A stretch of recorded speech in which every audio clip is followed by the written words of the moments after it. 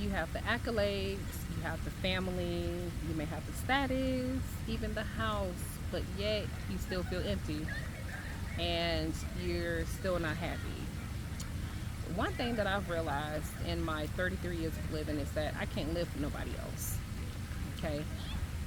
I know that sometimes we want to make others happy, or we feel like, based off societal expectations, that there are certain things that we need to do or how we should show up based off, the American dream, or, again, family expectations, or, we trying to fit into our circle because we see everybody else doing so many different things, and we feel like that we have to show up and do certain things as well.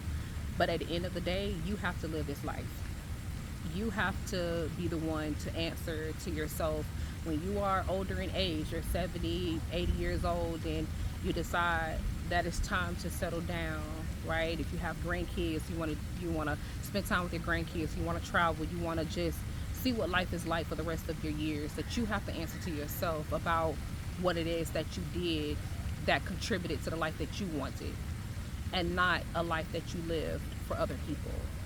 That when you get to that point in your life, that you can sit back and you can say, I said yes to the things that I wanted to say yes to, and I said no to the things that I felt like did not align with me or did not deserve my time.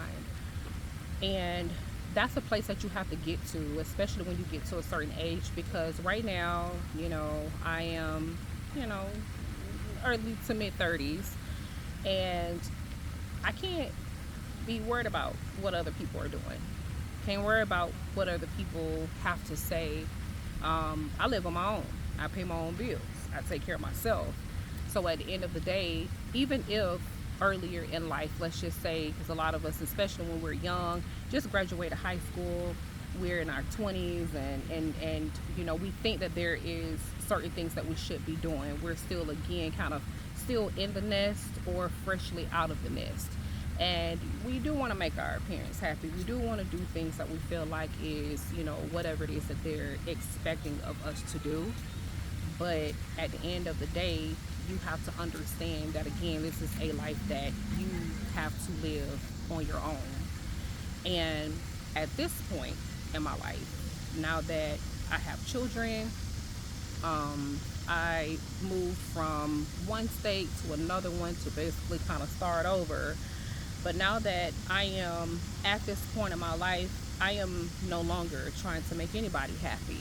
And so you have to ask yourself that question, right? Where are you currently in your life, right? Again, if you have all of the things, the accolades in the family, the house, the status, you feel like, you've accomplished a lot of things, but you feel like you have went nowhere. At some point, you have to come to some type of conclusion and say, enough is enough. Where do I go from here? What is, we can start over at any point of time in our lives. But I think a lot of times when we do get in our 30s and sometimes in our 40s, that's when we start doing that reevaluation of, what am I doing? What is, you start to kind of reflect on your life. Sometimes it might be after you've already raised your kids and they're out of the house, and now you're trying to figure out what is life like now that the kids are gone. In my case, my kids are now pretty much teenagers. And so, I'm like, at the end of the day, what the life that I might have been living before, like being in survival mode and doing all the things that I felt like I had to do to get by. But now I'm at a place in my life where I don't have to live like that anymore, right? And there's so many, it's an abundance of opportunities and things that we can do where we don't have to go and live this life like other people want us to live, or do things that we feel like we have to do because there was only like, a one-way tunnel or a one way of doing things. It looks like it's about to storm out here. I don't know, y'all. Look, listen, this is my view right now. But the wind is like blowing, and I'm trying to understand what is going on right now. But it's getting, nevertheless, I just feel like at the end of the day, especially as women, right? Because a lot of times we do tie our identity into our families and making sure that we're showing up and we're doing all the things. And we feel like that's what we have to do. But I think that if you have a spouse, you can sit down with your spouse and have this conversation. Even having this conversation with your kids. I sat down with my kids and I told them, like, hey, listen, this is what I'm doing, right? I'm in the process of writing a book. I am, starting my business. I am going to be doing a lot of things. Woo! I don't know if y'all feel this, but oh my goodness, it feels good, but I don't know. I feel like it's about to storm. But I just feel like, you have to be honest and open and just let your family know, like, this is what we're doing, right?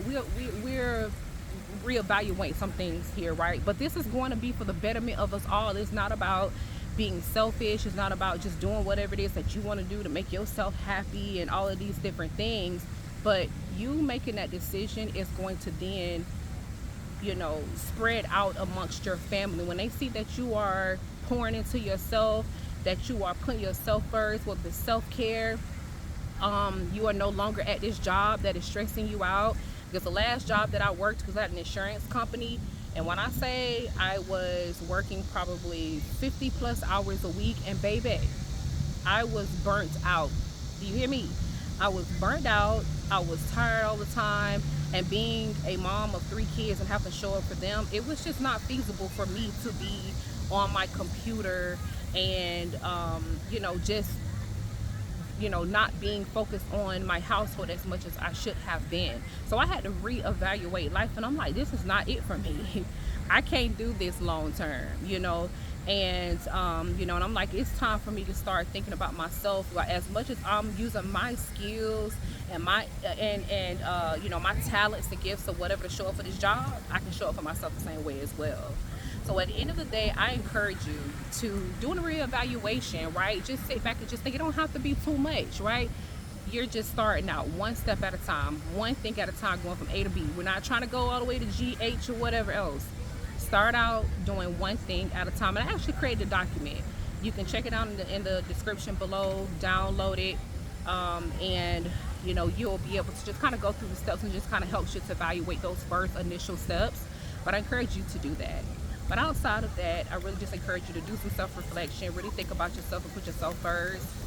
Don't worry about anybody else. Don't worry about what nobody else is doing.